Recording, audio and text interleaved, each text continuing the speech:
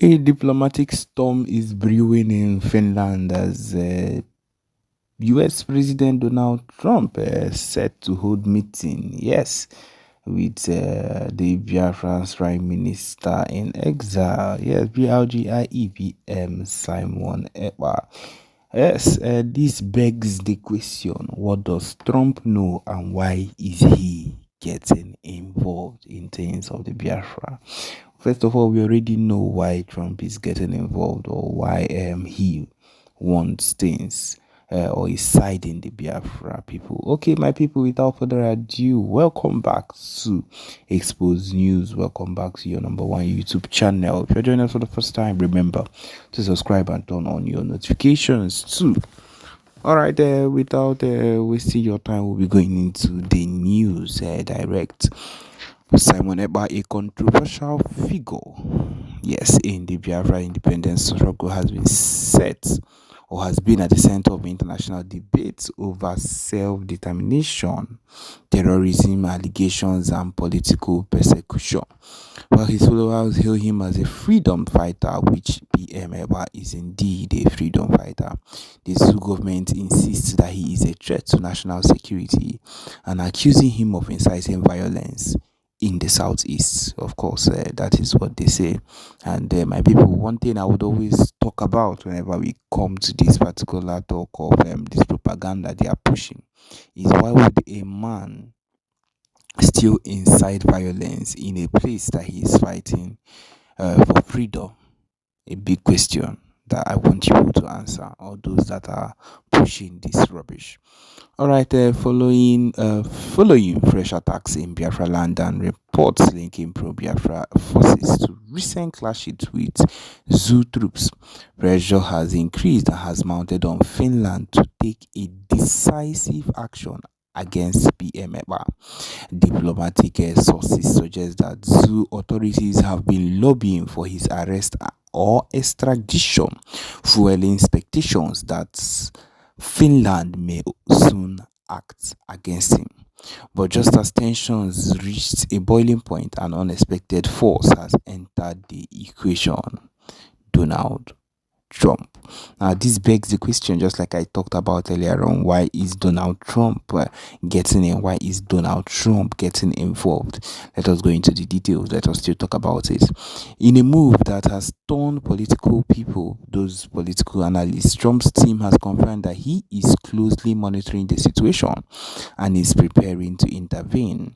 Reports suggest that Trump sees Ekpa's case as a global test of freedom, democracy, and the rights to self-determination issues he has repeatedly championed on the world stage.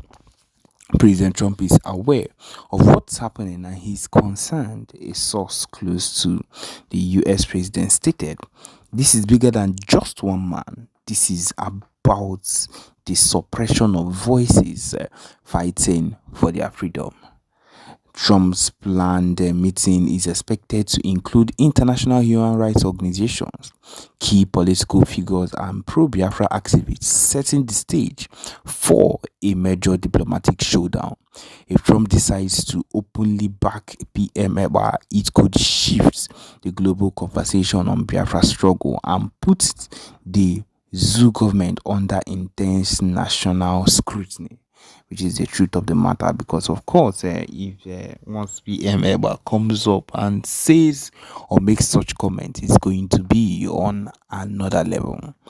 While we're still talking about that, chaos has broken in Finland as protests have erupted. He said news of Trump's intervention has sparked a wave of reaction across Finland. Zoo demonstrators have taken the streets demanding Ekpa's immediate arrest, or immediate extradition, chanting slogans against Biafra's secessionist movement. They insist that Finland must not harbor individuals they claim are responsible for instability in Nigeria. Meanwhile, pro-Biafra supporters have responded with counter-protests, warning that any move against PM Ekpa would be seen as an attack on Biafrans worldwide. The situation is so volatile that Finnish security forces have been placed on high alert, with extra measures taken to prevent clashes between opposing groups. We will resist any attempt to silence our leader, one Biafra activist declared. If Finland makes the mistake of betraying Eba, millions of Biafrans will rise, and the betrayal would mean to extradite PM Eba to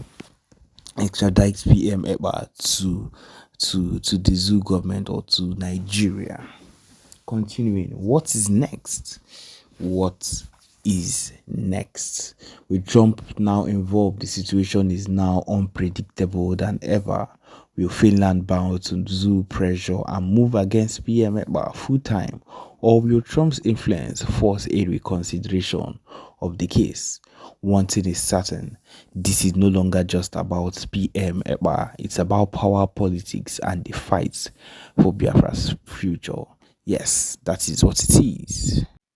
Are you telling me that it was what happened in 2020 and 2022 till today that these locals you are talking about that deserted their farmland and homeland have not been able to return back to their homes and farmlands because of what happened in 2022, and there is no Fulani that has occupied that land?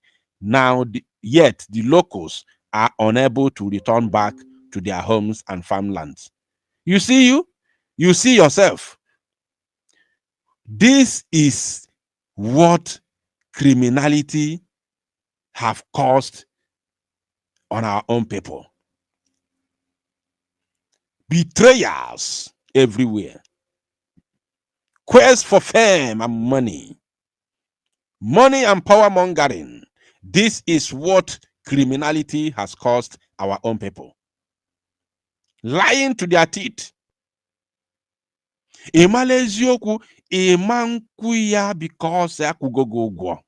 And we began to question, wanted to know between 2022 and today, has there been any such incident that occurred? But what we were able to find out, okay, number one, we found out that yes, indeed, somebody was killed. A certain Donatus Ndubisi was actually killed in the farm. Do you think it's possible? Donatus. This man, Anamajugi, Kedonye Buru Donatus. Because everything that this man is trying to say, when it's something that has to do with Fulani herdsmen terrorists, it becomes very difficult for him to say it. It becomes very, very difficult for him to speak, even to mention that name. It becomes difficult for him. Now let's continue. One, and then we also found out that there was a woman that was raped. And then. So you see, why he's trying to. Let me give you the psychological, the way this man is trying to use psychology. He's trying to use, although I've forgotten that word.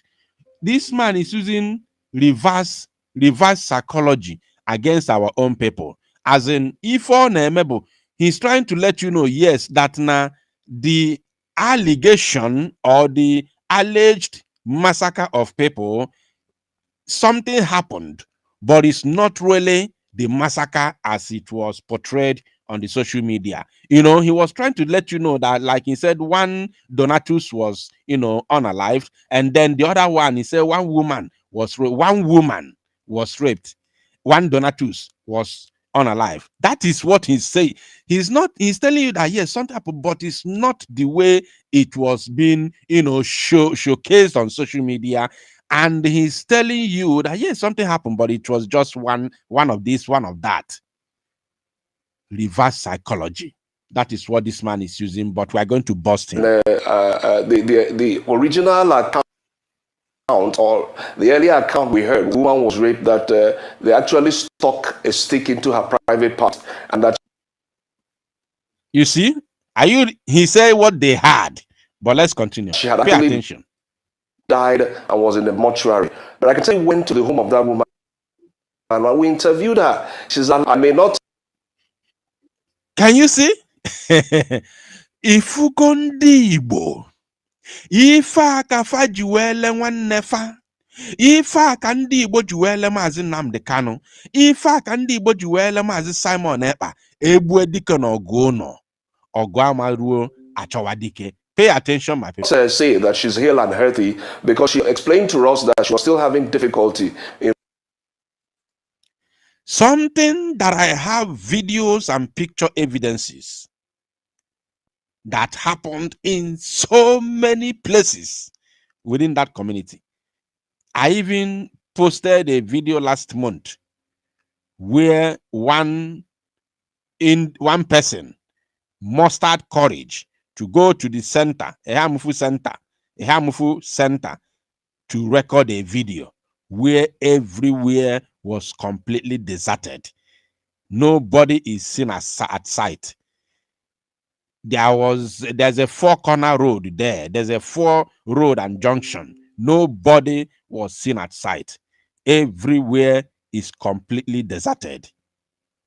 Now let's continue. In walking, but then that hadn't, so that was a very false narrative.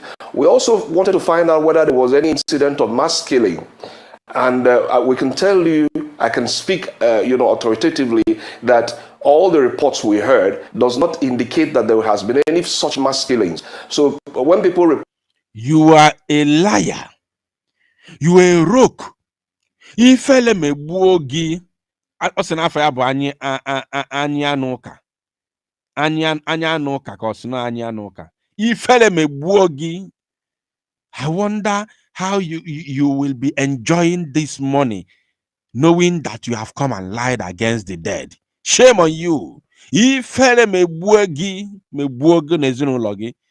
I wonder how you will be, enjoying driving your car, your big car, enjoying that money that was paid to you by the local government chairman, and then, oh, chai, alo.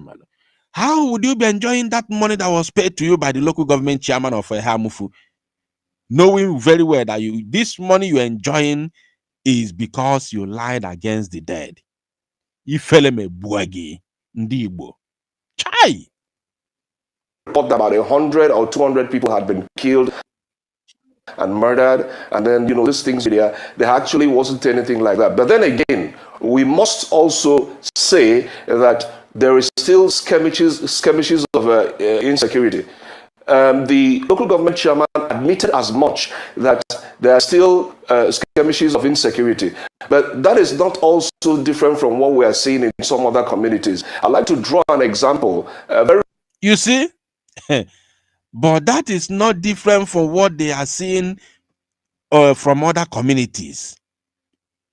Therefore, Ehamufu people can be massacred, they can be chased away, their lands can be taken over. It is not a new thing. It is not different from what they are seeing in other community. That is what this man is saying.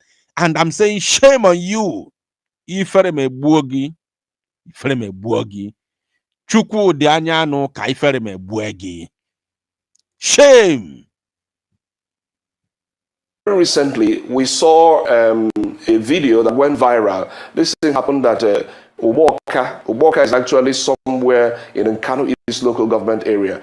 I don't know, you probably would have seen it, where a young man was taking a video, and he was actually showing how a Fulani herdsman with his cattle, the man was pulling out cassava, from the farms and then feeding it to the cows. And he was actually saying that, no, this is unfair, that this might actually lead to some kind of crisis. So I wanted to draw some kind of similarity between the two incidents. So we have issues of insecurity, the issues of Hamufu particularly, but I can say that from all the things we observed on Friday, that there has not been any such mass killings as advertised or as promoted. All right. Ehamufu. That's where you have, assessed, correct?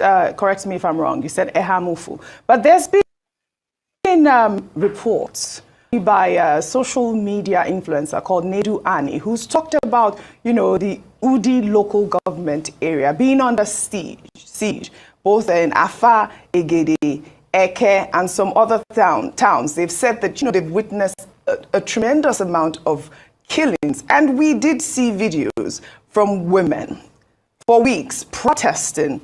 And I know that the government of Enugu State have alleged or have said that these attacks are orchestrated, and they've, accused certain individuals who they say are criminal agitators and failed political elements of plotting this smear campaign against Governor Peter Mba's administration. To assess that claim, especially in the Udi local government, I wonder if that's the same area where Ehamufu is. And also the claim by the Enugu state government that these killings are orchestrated. Those are the people. Those are actually the people that sent him. I am telling you, you are going to hear something. Those are the people that sent him. They said that they don't want their people to tarnish their names and their government. They don't want people to insult them, to call them names, because they want to continue with their agenda. Ke we turn on the bani to ndi na-akpụ isi nani. Ifugo ka enwe ike turn ndị bani to ndi na-akpụ isi nani. Those are the people that sent him. Pay attention, you will see everything. Go that place, I will let you know. Okay, OG, that Udi is actually quite different from Ehamufu. Ehamufu is located in issues or local government area, while Udi, some of those towns that you mentioned now, are located in Udi local government area. I cannot speak very authoritatively concerning the Udi local government, but I'd like to also maybe use one of the visits we made to the command and control center to speak based because we were taken to the command and control center and we saw the sophisticated nature of the equipment that were there. We were made to understand that those things were the images we saw were being fed by thermal cameras that are AI embedded. Because from there we could see some of the flashpoint areas in Enugu State where we had issues of insecurity from time to time. We could see the vast lands of issues. Honestly speaking, I do not know. The security agencies might be in a better position to answer some of the questions you've raised concerning the activities in Udi. But if from what we observed at the command and control center, I can tell you that there are cameras everywhere. I asked a question that they didn't even answer. I said, how were these cameras actually planted? Are they actually in the satellite? Because the way the images were, I mean, they could zoom to even little objects that people were carrying, passers-by were carrying and moving about. And, I was actually stunned that we had such a command and control center. I must also say that the Enugu state government is doing itself a disservice, by not promoting the kind of equipment they have. One of the questions that I raised, which is what he has come to promote. Are you getting it? He said that he is surprised that Enugu State is doing a disservice to itself for not promoting the equipment they have, which is what he has been paid to come and promote on television. That is the job he's doing now. Pay attention. raised that day was, are the security agencies, those who man the roads, are they aware that we even have such sophisticated equipment that actually captures them? We've had incidences of security agencies harassing innocent citizens on the road, extorting money from them. From that command and control center, you could see these things clearly. They would zoom into faces and you could see the faces of the security agents. They clearly identified, and they explained that the amount of information that they generate on a daily basis is also analyzed, and what they do, they also carry out a behavioral analysis. So I want to believe that the security agencies will be in a better position to know whether there have been such crises in Udi local government area.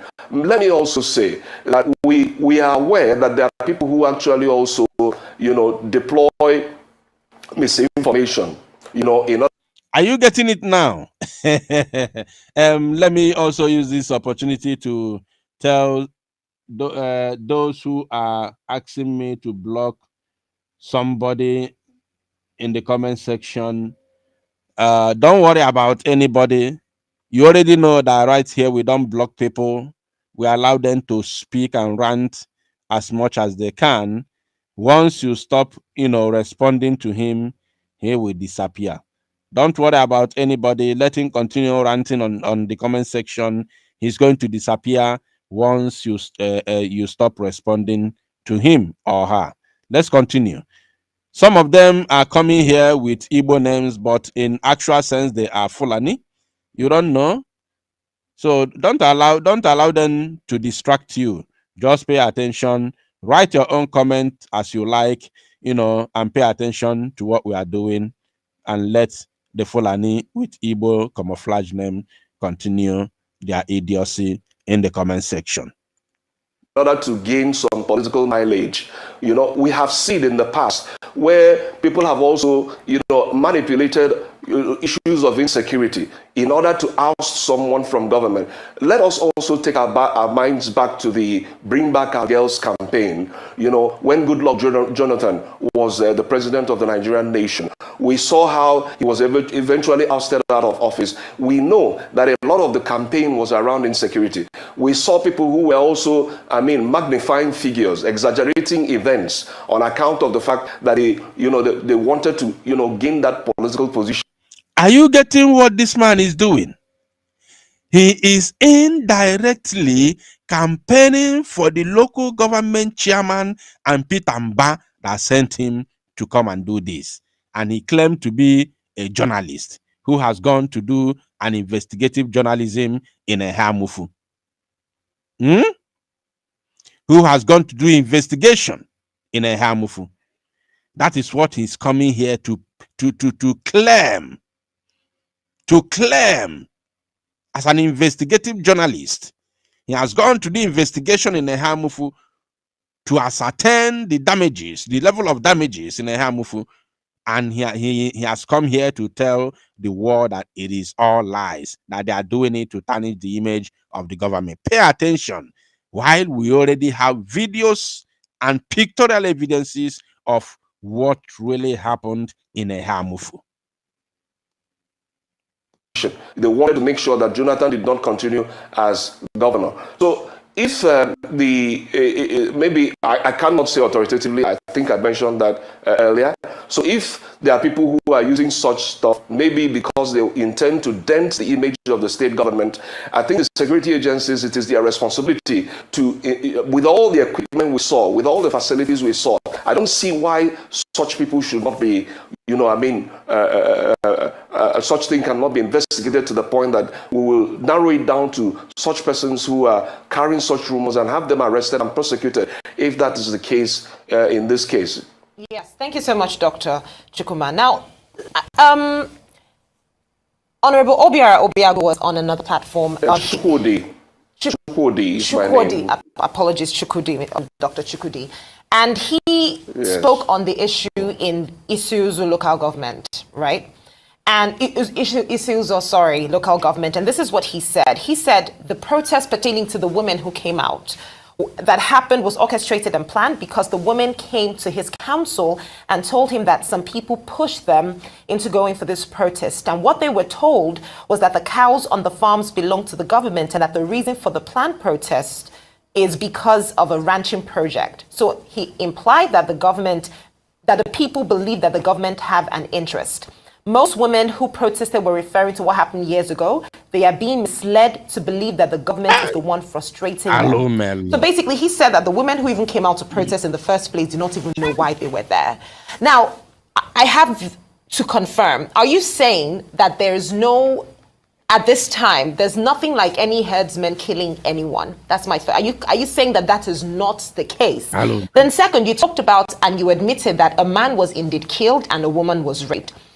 Juxtaposing that with the sophisticated equipment that you've just spoken about, whatever happened to those two people? Was there any follow-up to the man who was killed? The woman who was raped, I don't know if there's a gravity to how bad the situation is, because I don't know if you meant the fact that she didn't die, but she was only raped means that there was information. There's a part to that story that is true. So I just want you to expatiate on these issues. Is there actually, are you saying there is nothing like this? Because that's really the crux of this conversation. Are you saying there is nothing like any situation right now? One is killed. This sophisticated equipment, are they following up on that? Why was he killed? Where was he killed? Who killed him? The woman who was raped, who raped her? Why was she? That's just what I want you to clarify for me here. Take a right hand, shake it out. Now, I want to show you something actually. There's a certain question that was asked to this man, this man, I don't remember who asked that very question, but I'm going to search for it. I'm going to search for that very question because one of the presenters decoded this man and knew that this man was on a mission. And that very question was asked where he exposed himself. I don't know if I can see that very spot here, or I should just let it play till that very, spot where that very question was asked. But I think we have to continue first while I keep on searching for it. Okay, Kachi, thank you very much for that question. First of all, let me take it from the middle. Who killed Ndubisi Donatus?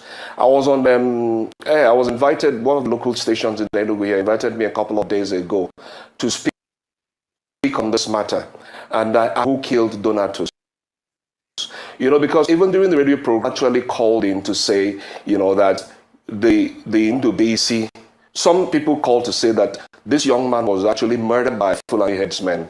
And then we also got other calls that said, no, this woman was not murdered by Fulani headsmen. I think there's a dearth in investigative journalism. I want to indict, this is my major constituency, the media.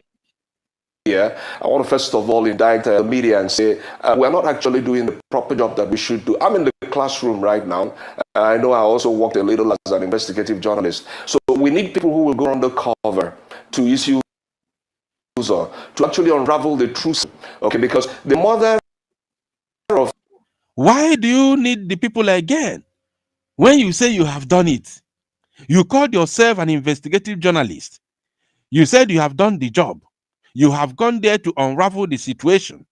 So why are you indicting any journalist again, why you claim to have done the job? Have you seen what you... What is wrong with our people? Hey, hello, Mello. One of the narratives we heard was that the mother of Ndubisi Donatus said that those who murdered her son, that she heard them when they were discussing in their local dialect.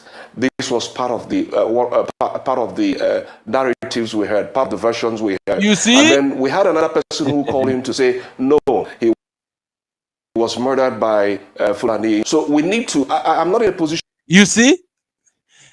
In that same situation, this man is now trying to, to put this very allegation on the villagers. He's returning the allegation on the villagers, indicting the villagers. That's why he said that the mother of that boy said that the people who committed the crime were speaking their local dialect. So this man has gone to the extent of trying to indict the villagers. He went that far to return the allegation on the villagers. Unbelievable. People can be very, very bad and wicked. I never believed this. Hey! To say exactly what happened. But the truth is that we cannot say for certainty or with certainty at this time that he was murdered by Fulani headsmen. But again, let us also look at the modus operandi of the Fulani headsmen. I think we all know how they come in and they sack entire communities. Are you saying that the Fulani headsmen, this is of course, I'm raising a question, and I do not know, it's like a rhetoric question. We should ask ourselves this question. Are you saying that the Fulani headsmen just came into that community because they wanted to kill? What will be their motive for wanting to do that? Was it disturbing them or preventing them from probably feeding their cattle? So we need to raise such questions. We need to determine that, and this is the responsibility of security agencies, primarily to unravel crimes so that stuff of this nature will not happen in future. I mean, it's about time we began to measure the performance of our security agencies based on the amount of crimes that are able to, solve. We need this thing solved. Okay, now, going to the other question, if you could remind me, I think the first one is about, am I saying that there hasn't been any Fulani killings? Yes, so the first was whether or not, and I think you've just has there been any Fulani killings? Yes, the first was whether or not there's any Fulani killings. Okay, I can only rely on the narratives of the people we spoke to. Okay. I can only rely on the narratives of the people we spoke to. We went to a particular community called Ebo or Abo. I don't know actually how it's pronounced, but at least we interviewed them. One of them said that